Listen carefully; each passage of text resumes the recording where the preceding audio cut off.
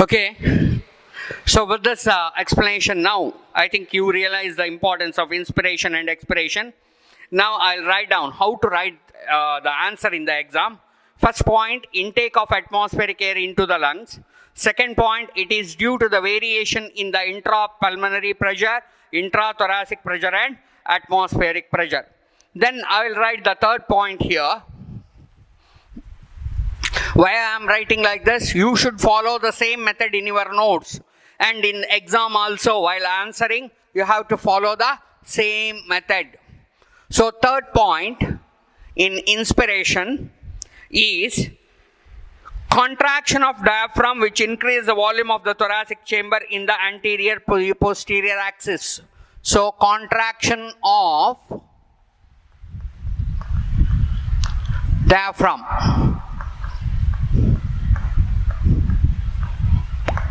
Contraction of diaphragm, or in simple, downward movement of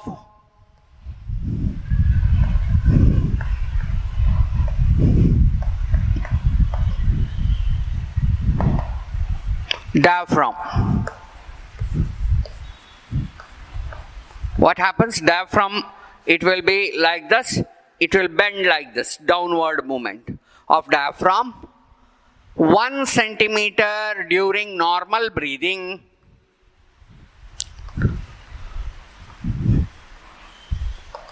10 centimeter during deep breath.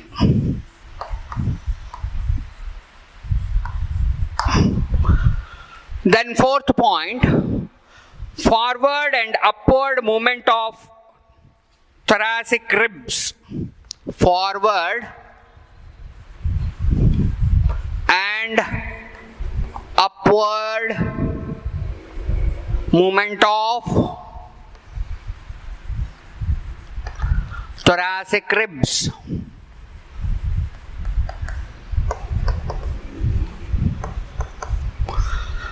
All these changes, the thoracic ribs will move forward and upward. All these changes decreases the pressure, intrapulmonary pressure,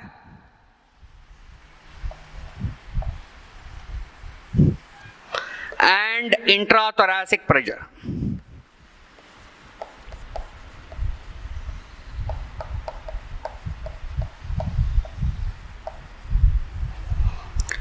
Then air rushes inside. Air rushes inside. So, expelling air out in expiration. Opposite to the first one you write. Expelling air out. Second point is relaxation of diaphragm. Relaxation of, or before that,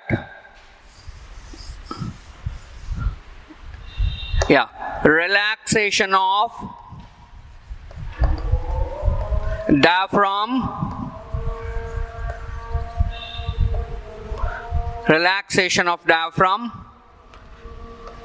or backward movement of diaphragm. Upward movement of diaphragm. Upward movement of diaphragm.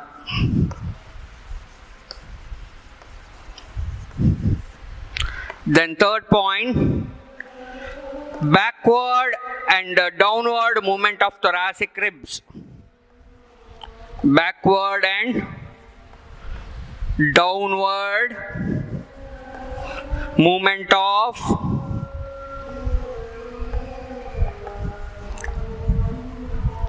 thoracic ribs.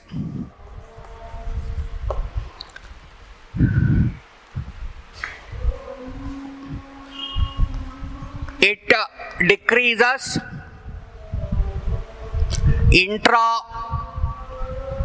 or it increases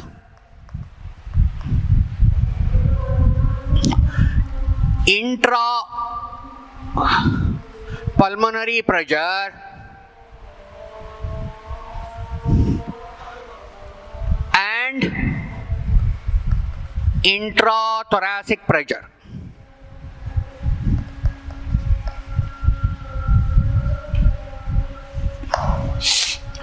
It increases intrapulmonary pressure and intrathoracic pressure. So what happens then? When both the pressures are more than atmospheric pressure, air rushes outside. Air rushes outside. Okay, so this is important, that's why I'm giving more stress to this.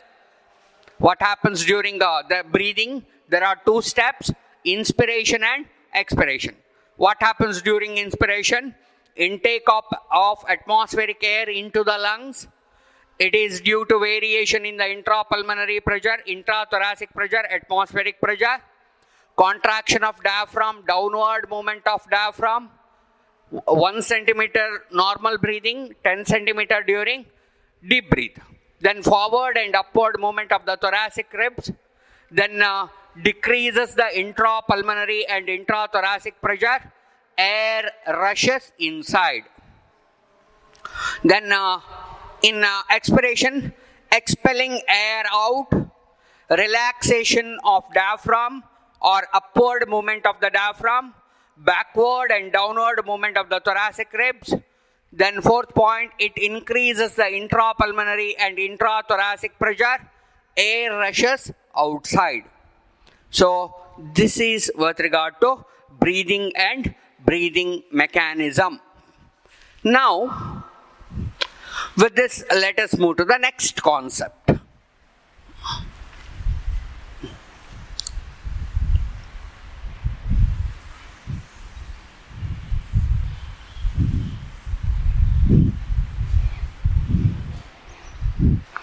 We breathe 15 to 16 times per minute. Normal human breathes 15 to 16 times per minute. And the volume of air involved in breathing is measured by spirometer. Volume of air involved in breathing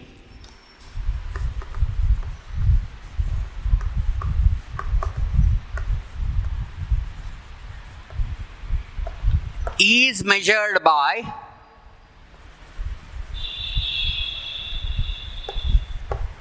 spirometer.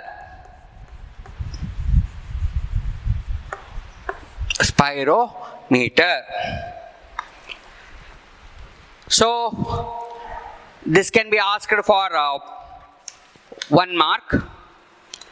Next, respiratory volumes. I'll make a chart of it. Respiratory volumes.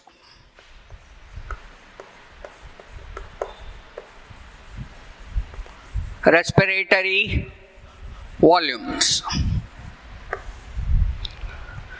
First one is tidal volume. Tidal volume. What is tidal volume? Volume of air inspired and expired during normal breathing. It is important for 1 mark, all of these. Volume of air inspired or expired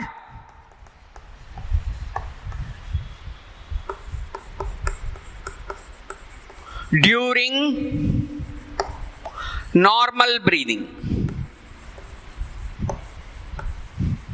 without any stress. When the person lies without stress, during that his breathing is called normal breathing. It is 500 ml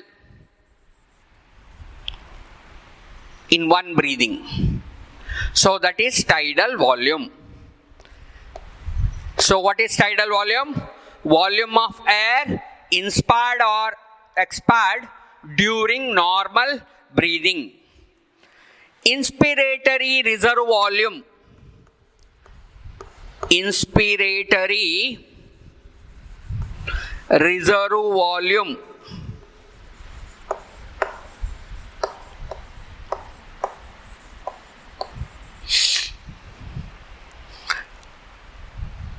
IRV.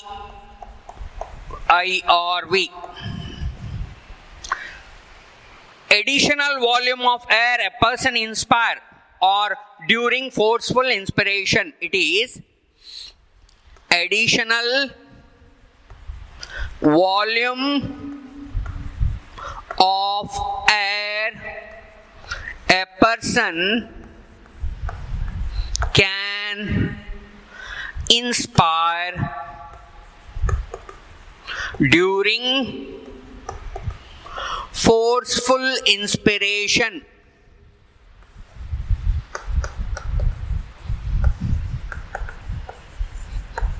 With great force, if he inspire, how much amount of air he can take? That is inspiratory reserve volume, and it is around 2500 to 3000 ml.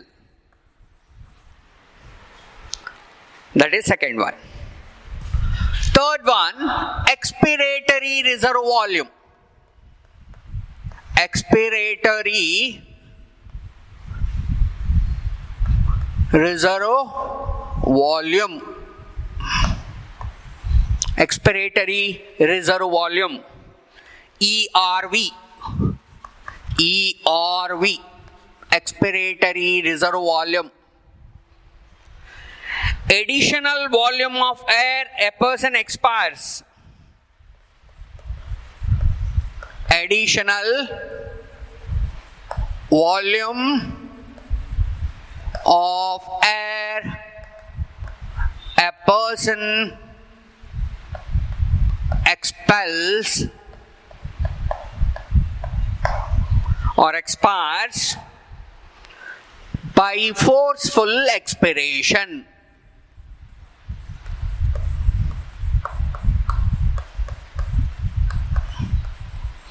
By forceful expiration.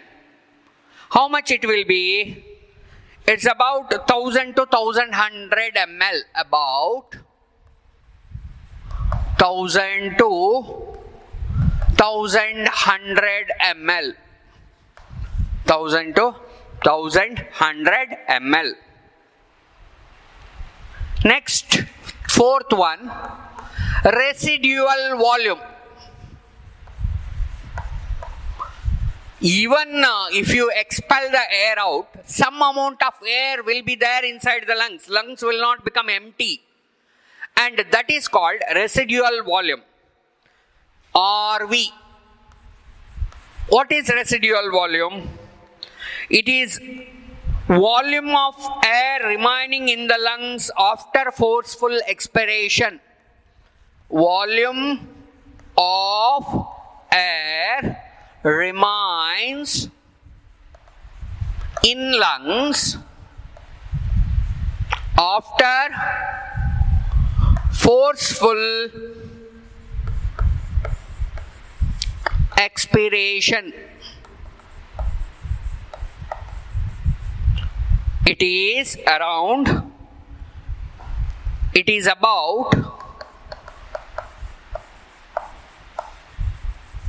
1100 to 1200 ml. 1100 to 1200 ml. Then inspiratory capacity. Inspiratory capacity.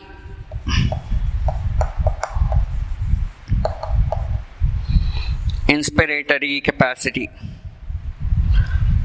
Tidal volume and inspiratory reserve volume. It is a product of tidal volume and inspiratory reserve volume. It is 500 ml plus inspiratory reserve volume is around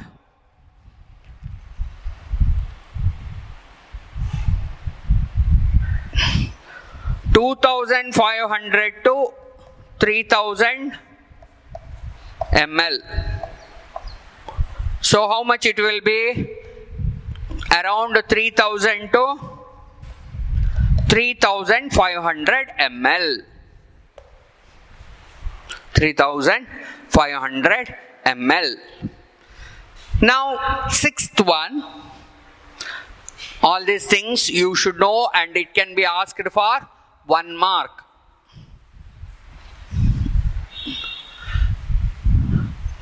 Now, sixth one. Expiratory capacity.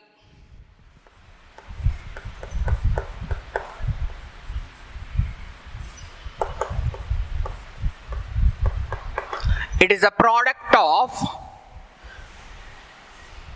tidal volume and expiratory reserve volume. Tidal volume and expiratory reserve volume. So that is 500 plus 1000 to 1100. So that's equal to 1500 to 1600 ml.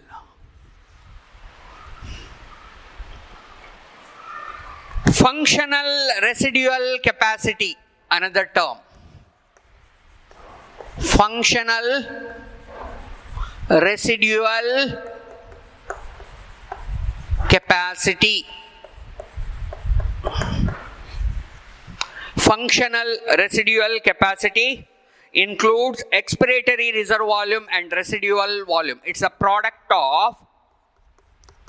is the product of expiratory reserve volume and residual volume. It's a product of expiratory reserve volume and residual volume. Eighth one. Vital capacity.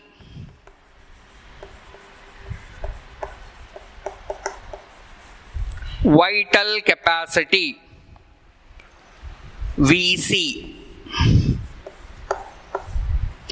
It is the product of inspiratory reserve volume plus tidal volume plus expiratory reserve volume.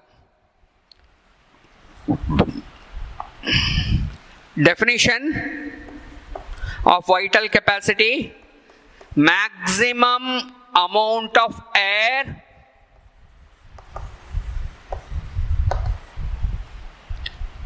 a person can breathe in, a person can breathe in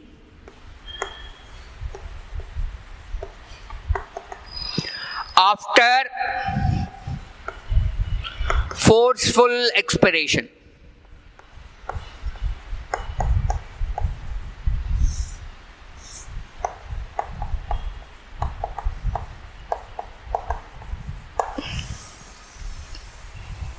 That is called vital capacity. Now, next, another point that we have to remember, that is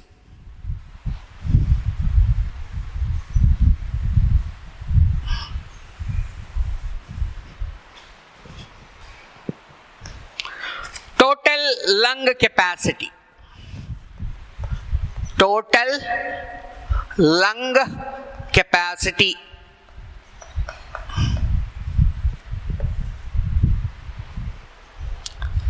It's a product of residual volume, inspiratory reserve volume, expiratory reserve volume, and tidal volume.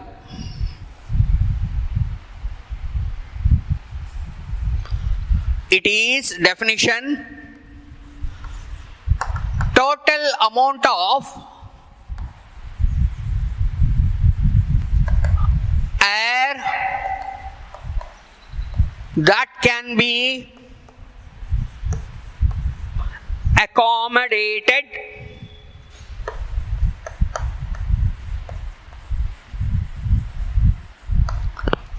in the lungs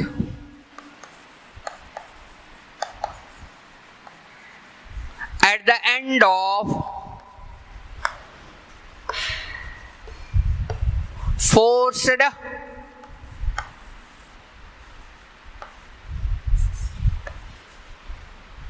inspiration. At the end of forced inspiration. Total amount of air that we can accommodate in the lungs at the end of forced inspiration is called total lung capacity. So, these are all the terms and definitions that you should remember. After this, I'll move on to the next part, that is exchange of respiratory gases, how exactly it occurs.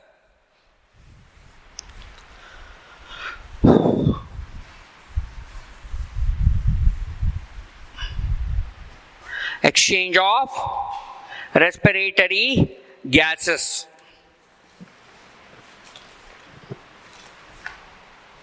Or exchange of gases.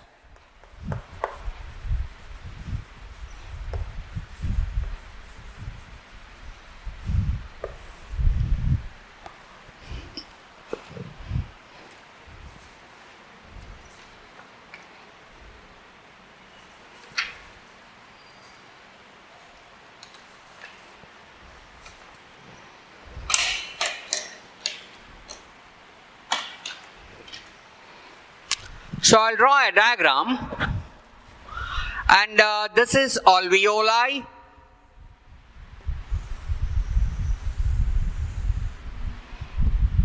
This is the membrane of the alveoli.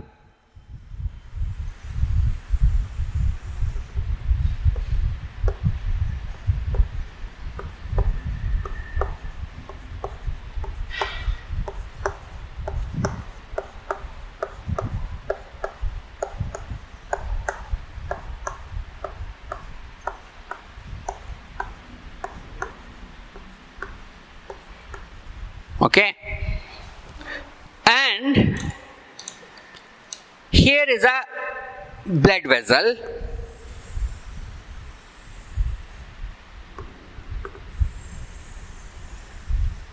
It's a membrane of the blood vessel.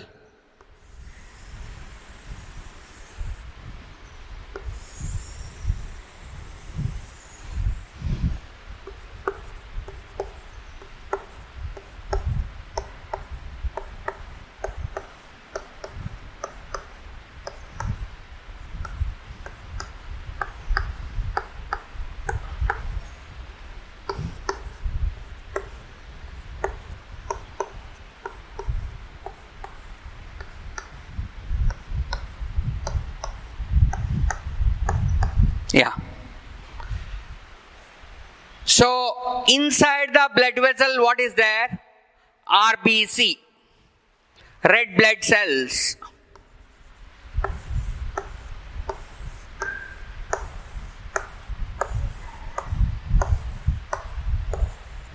Yeah. Now, air moves inside and goes outside. This is alveolar cavity. What is this? Alveolar cavity. Alveolar cavity. Then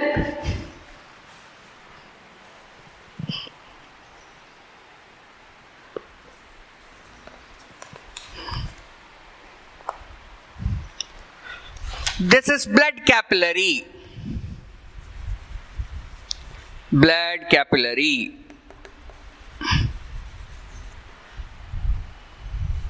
And the red blood cells.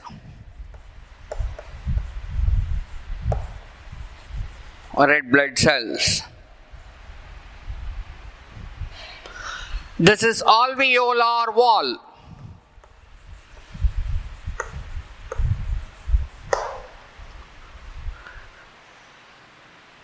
So, my dear students, alveoli is the primary site of exchange of gases.